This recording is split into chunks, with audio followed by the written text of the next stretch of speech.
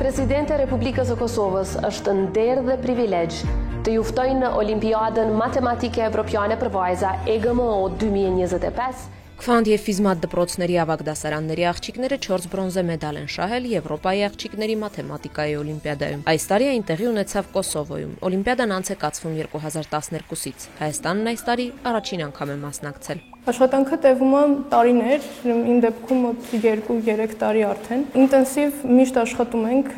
դադարի շրջաններ չենք ունենում հիմնականում։ Տարիներ տևած նախապատրաստությունը ստանձնել են դպրոցի ուսուցիչներն ու քառակուսի հիմնադրամը, որի անդամները անվճար դասընթացներ են կազմակերպել Երևանի պետական համալսարանում։ Դրա անդամները ևս նախկին օլիմպիականներ են։ Մրցույթում հաջողությունը պայմանավորված է նաև տվյալ երկրում օլիմպիական մաթեմատիկայի մակարդակով։ Հաշվի առնելով Հայաստանի այդ փոքր բնակչությունը, փոքր տարածքի համար բավականին լավ է, որովհետև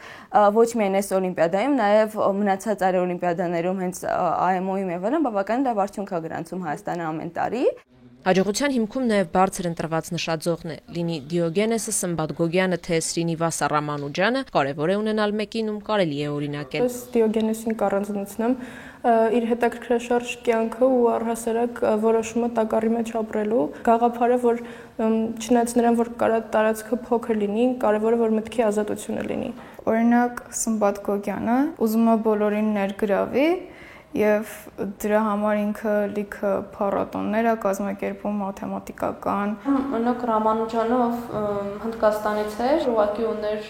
շատ մեծ տաղանդ, այդ տաղանդը հասկանալով նա գնաց Անգլիա ու կարծեմ Օքսֆորդում կամ Քեմբրիջում սկսեց շատ հայտնի գիտնականի հետ աշխատել։ Մաթեմատիկան միայն թեորեմների ու ալգորիթմների մասին չէ, ասում են աղջիկները, այն առաջարկում է մտածողական կաղապարներ հումանիտարի ու բնագիտականի սահմանագծին կանգնած խնդիրների համար։ Մեր օլիմպիադային 2 օրերին էլ առաջին խնդիրները որպես այդպեսին ոչ մի կարևոր թեորեմ չէին պահանջում։ Դժվար մասը մտածողությունն էր, որը պետք է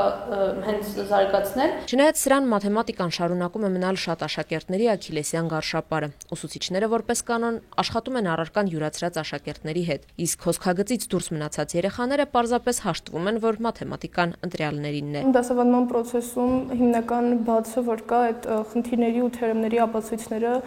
ոչ լիովին բացատրելն է։ Աշակերտները վախենում են չհասկանալուց կամ հարց տալուց, հիմնականում դասարանի մոտ ինչ-որ վատ կարծիք թողնելու պատճառով կամ եթե ուսուցիչը ինչ-որ վատ ռեակցիա տա։ Ծանր ինտելեկտուալ աշխատանքին զուգահեռ ապագա գիտնականների աչքից չեն վրիպում փոքրիկ հաճույքներն ու չեն կորչում ռոմանտիկ երազանքները։ Աղջիկների օլիմպիադան ընդհանրապես բավականին տարբերվում է հենց սովորական միջազգային օլիմպիադաներից, որովհետև դետալներին շատ ավելի ուշադրություն են դարձնում կազմակերպիչները։ Օրինակ նվերները կոնկրետ որ տալիս են, իրանք ավելի մեծ ուշադրություն են դարձնում փոքր, ասենք, չգիտեմ, ինչ-որ բրիլոկի վրա անունն են գրում եւ այլն։ Մասնագիտական ամենամեծ նպատակը ցույց տալ բնագիտության գեղեցկությունը աշխարհին։ Ես շատ կարևորում եմ, որ հենց մեր ներուժը օգտագործվի Հայաստանը զարգացնելու համար։ Իսկ հիմա աշակերտները պատրաստվում են հուլիսի 14-ից 20-ը Գերմանիայի Բոն քաղաքում կայանալիք Եվրոպայի աղջիկների ինֆորմատիկայի օլիմպիադային։